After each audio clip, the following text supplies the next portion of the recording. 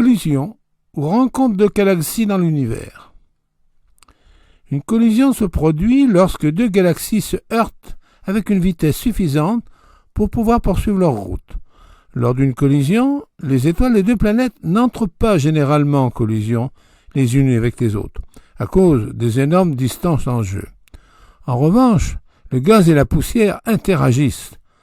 Dans la plupart des cas, les galaxies se rencontrent, elles passent simplement l'une à travers l'autre. Mais par contre, la forme globale des galaxies change. Les forces gravitationnelles jouent à plein et il peut se créer des antennes, ce qu'on appelle aussi des queues de marée, dues à l'effet de la marée galactique, comme le marée terrestre. Si la collision est lente, il faut d'abord définir ce que c'est lente. Il doit y avoir plusieurs fusions de deux galaxies. Le résultat est une nouvelle galaxie, au bout de millions, voire quelques milliards d'années d'interactivité entre elles.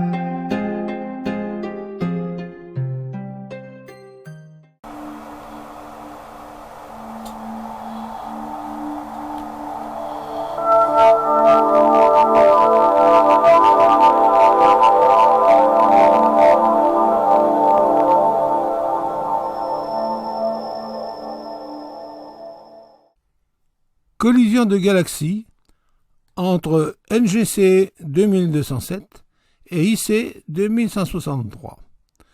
Dans des milliards d'années, seule une de ces galaxies subsistera. D'ici là, les galaxies spirales NGC 2207 et IC 2163 vont lentement s'attirer mutuellement, créant des marais de matière, des coquilles de gaz choquées, des bandes de poussière sombre, des flambées de formation d'étoiles et des jets d'étoiles expulsés. Les astronomes prévoient que NGC 2207, la plus grande galaxie, à gauche, incorporera probablement IC 2163, la plus petite de galaxies, de droite. Collision entre NGC 4676b et NGC 4675a. On l'appelle la galaxie des souris. Ce sont deux galaxies spirales. Elles sont situées dans la constellation de la Chevelure de Bérénice, à environ 282 millions d'années-lumière. Ces deux galaxies sont entrées en collision en vue de fusionner. Elles sont en interaction jusqu'à ce qu'elles fusionnent en une seule galaxie. Le choc des titans et la collision finale, scénario prévu par la NASA. Collision en notre Voie lactée et celle d'Andromède.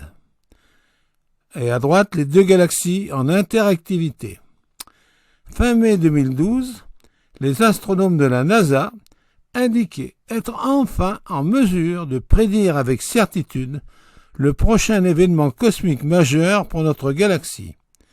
Une collision cosmique titanesque aura lieu entre notre galaxie, la Voie lactée, et sa voisine, la galaxie d'Andromède.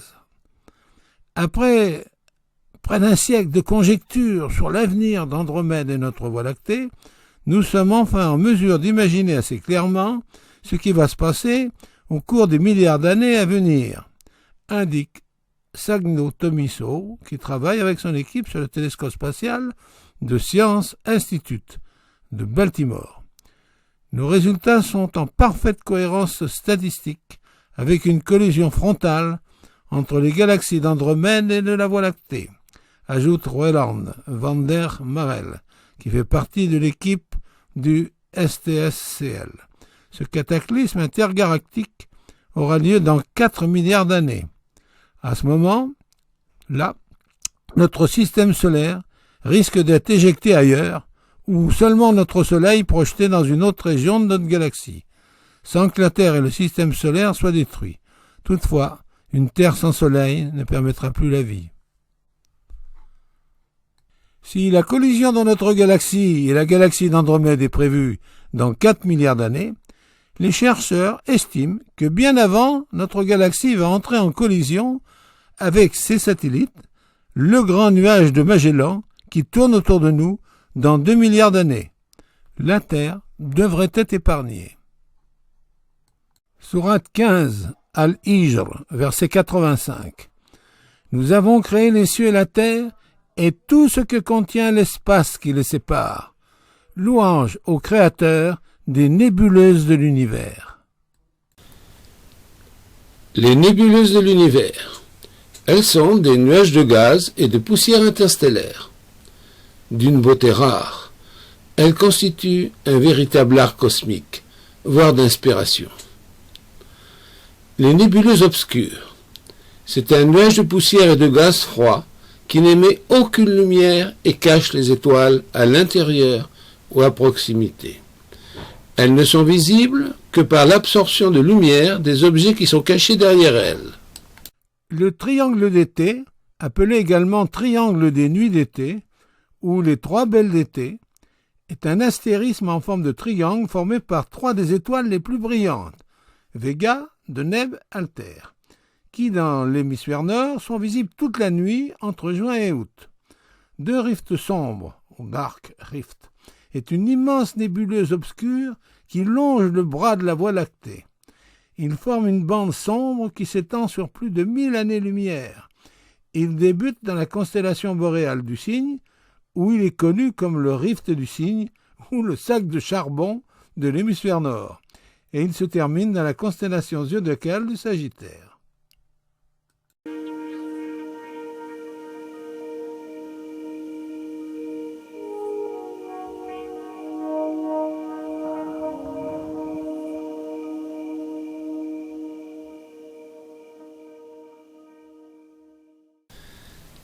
Les nébuleuses diffuses, deux types. Premièrement, par émission. Elles sont très proches d'une ou plusieurs étoiles très chaudes qui dispensent une lumière riche en ultraviolet. Sous l'influence de ce rayonnement, les gaz qui la composent, la nébuleuse devient fluorescente. Deuxièmement, par réflexion. Ce sont des composés de poussière. Elles ne brillent pas d'elles-mêmes, mais diffusent la lumière d'étoiles voisines au moyen de fines particules de poussière.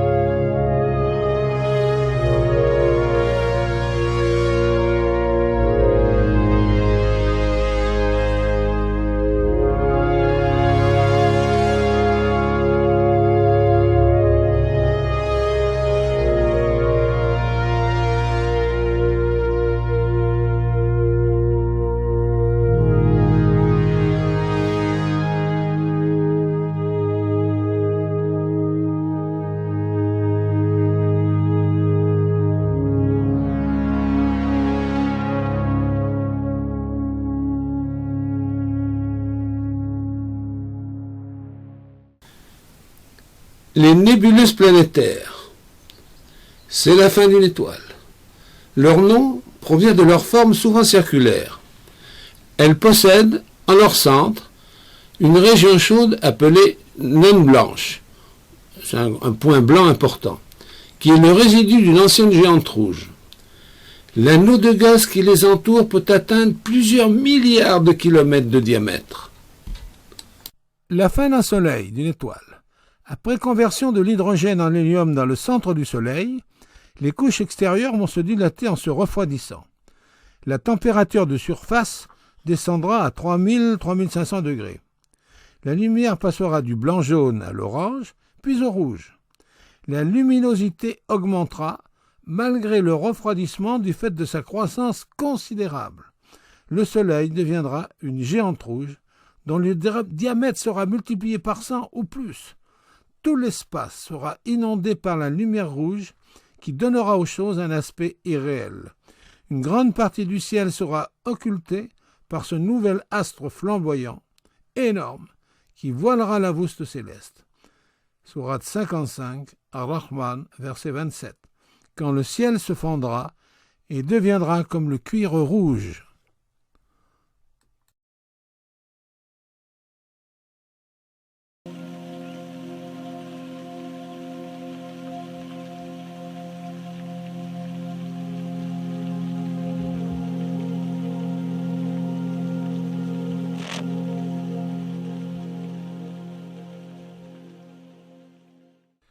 M2-9 est une nébuleuse planétaire bipolaire dans la constellation du Serpentaire. Elle est située à 2120 années-lumière de la Terre. Elle est composée de 2 étoiles en son centre, les 2 jumeaux, qui sont à l'origine de ses ailes, papillons. Celles-ci sont des ailes de gaz, alimentées en permanence, et la matière se déplace à des vitesses de plus d'1 million de km/h.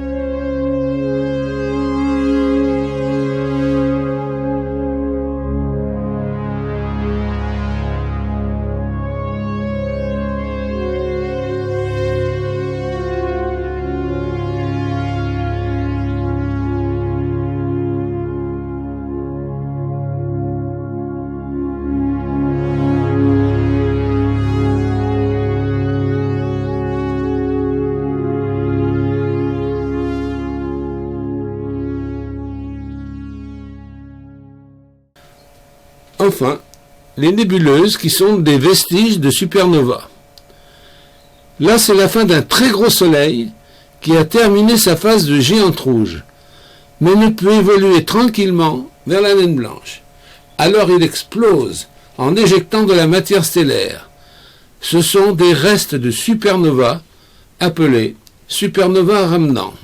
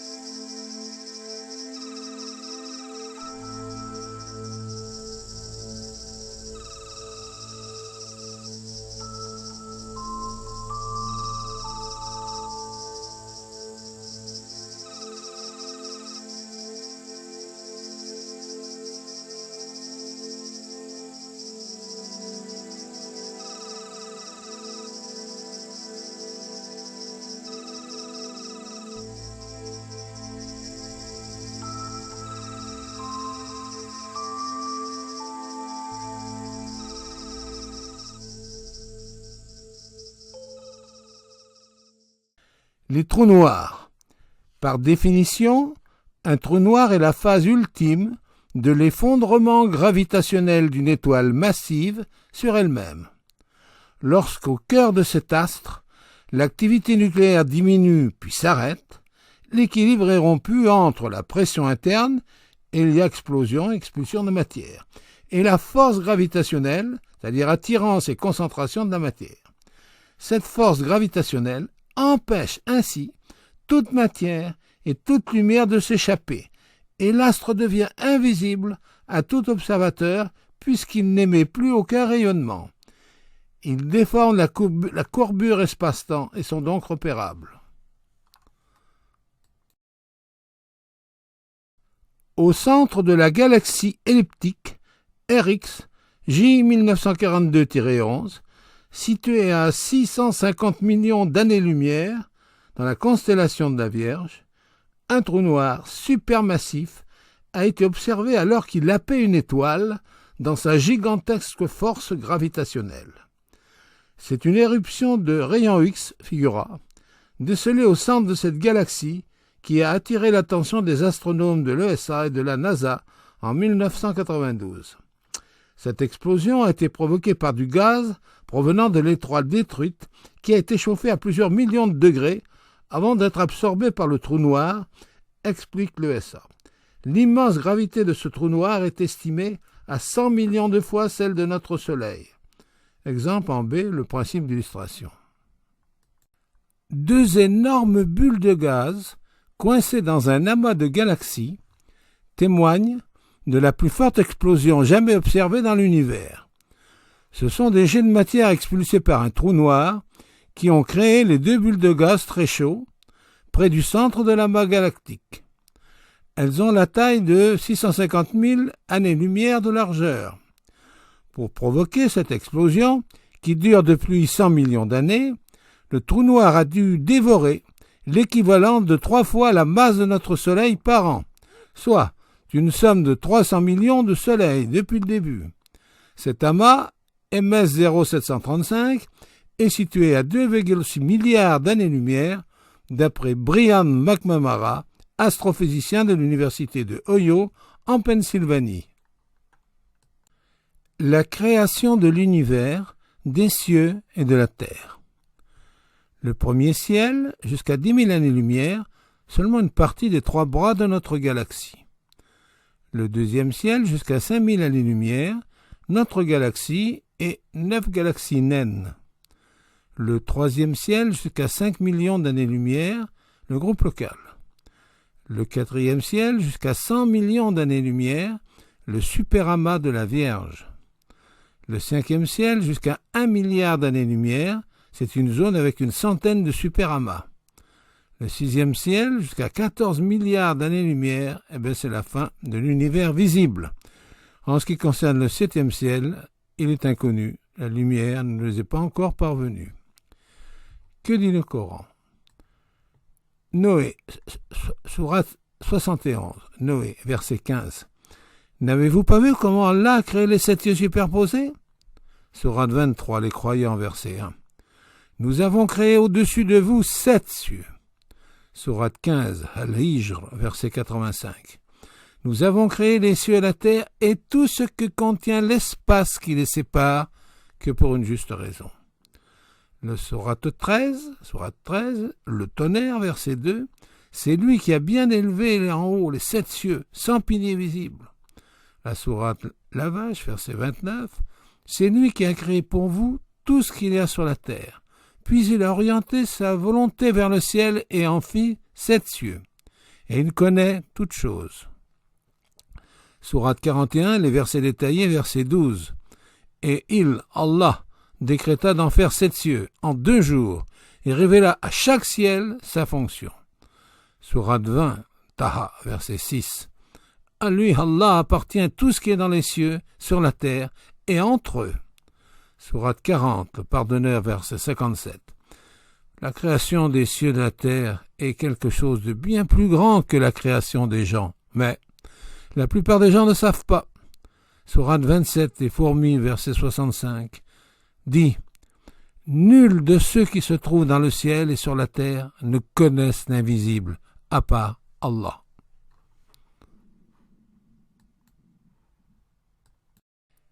La création de la terre et des 7 cieux. Les 7 cieux, il s'agit de cercles concentriques qui enveloppent la Terre pour un observateur donné avec la planète Terre en référence. Sourate 23, Al-Mu'minun, les croyants, verset 17. Nous avons créé au-dessus de vous 7 cieux.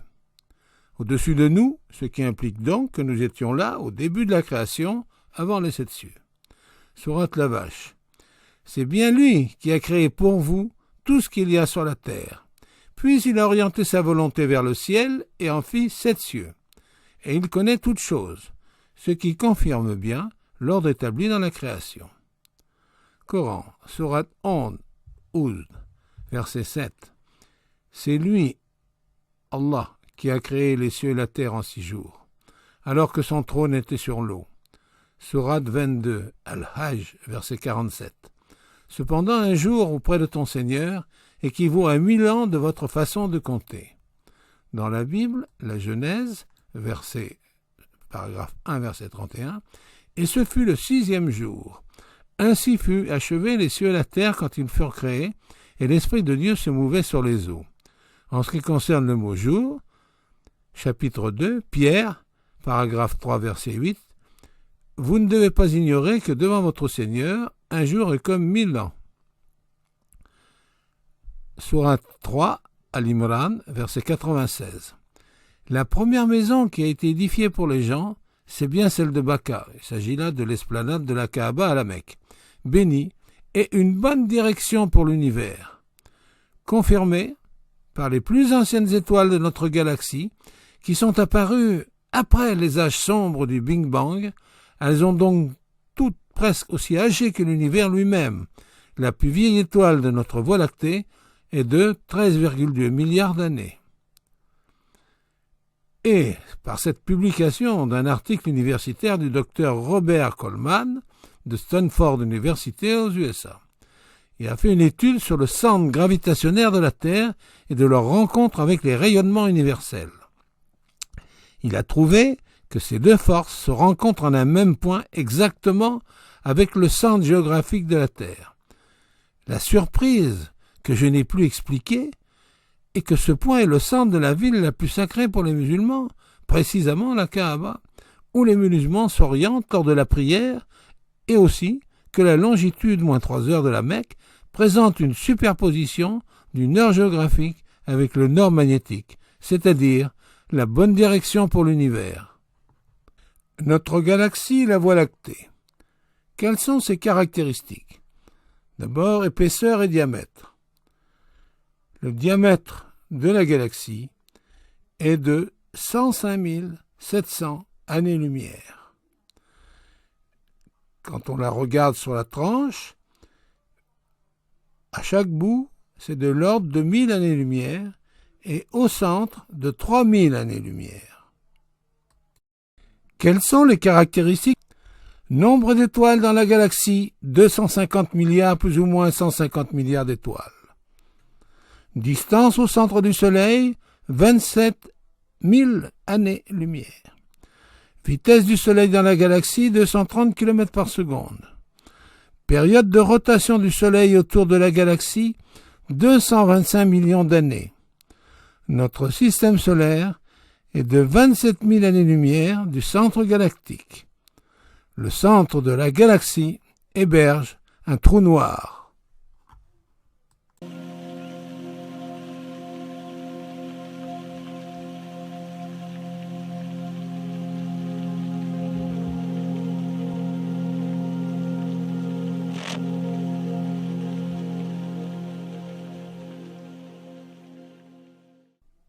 Le premier ciel, jusqu'à 50 000 années-lumière.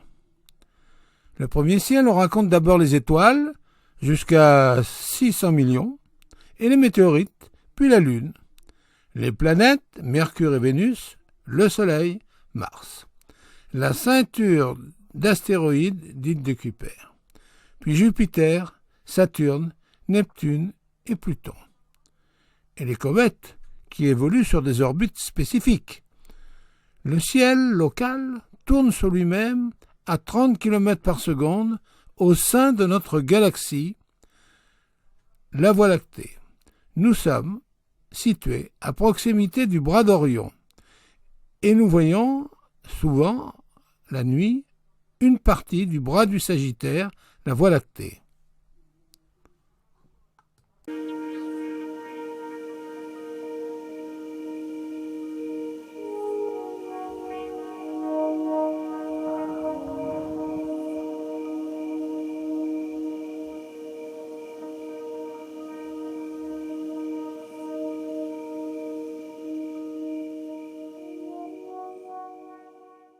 Le deuxième ciel, jusqu'à 500 000 années-lumière, comprend une grande galaxie, la nôtre, 9 galaxies naines et 220 milliards d'étoiles. Il est aussi formé par des amas ouverts qui sont des regroupements de quelques dizaines de milliers d'étoiles et des amas globulaires renfermant jusqu'à 1 million d'étoiles. Les premiers possèdent un diamètre de quelques dizaines d'années-lumière et les seconds environ 150 à 200 années-lumière. Le troisième ciel, jusqu'à 5 millions d'années-lumière. On l'appelle le local group.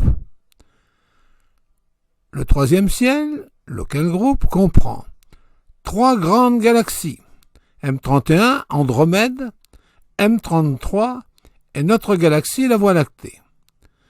36 galaxies naines et 700 milliards d'étoiles.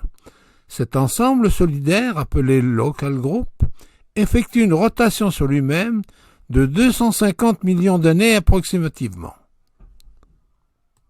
Notre galaxie tourne sur elle-même à 230 km par seconde. Sourate 36, Yassine, verset 38. Et le soleil court vers un gîte qui lui a été assigné. Telle est la détermination du Tout-Puissant. Il s'agit bien là d'un déplacement rapide, courir, vers une région de l'espace de notre galaxie, dans l'amas de la Vierge, avec tout son contenu, vers le grand attracteur, le super amas de Chapelet, plus un grand vide qui pousse les galaxies vers eux. Un gîte qui lui a été assigné, à une grande vitesse de 630 km par seconde. Sourate 13, Ar-Ra'd, verset 2. Il a soumis le soleil et la lune, chacun poursuivant sa route vers un terme fixé. Il y a bien là une échéance temporelle du soleil et de la lune, il y a donc une fin. Notre galaxie fait partie du 4e ciel, le Local Group, situé dans l'amas de la Vierge, où se trouve le trou noir massif M86. L'ensemble des galaxies et d'étoiles se dirige à une grande vitesse, 630 km/s, dans la direction du Centaure, vers le grand attracteur, avec le superamas de Chapley 8, plus un grand vide sidéral qui attire le superamas de la Vierge. Le 4e ciel, jusqu'à 100 millions d'années-lumière, le superamas de la Vierge. Le 4e ciel, jusqu'à 100 millions d'années-lumière, contient 200 groupes de galaxies, 2500 grandes galaxies, 25 000 galaxies naines et 200 trillions d'étoiles. Le 5e ciel, jusqu'à 1 milliard d'années-lumière. Le 5e ciel, jusqu'à 1 milliard d'années-lumière, intègre 100 superamas, 240 000 groupes de galaxies, 3 millions de grandes galaxies, 30 milliards de galaxies naines et 250 000 trillions d'étoiles.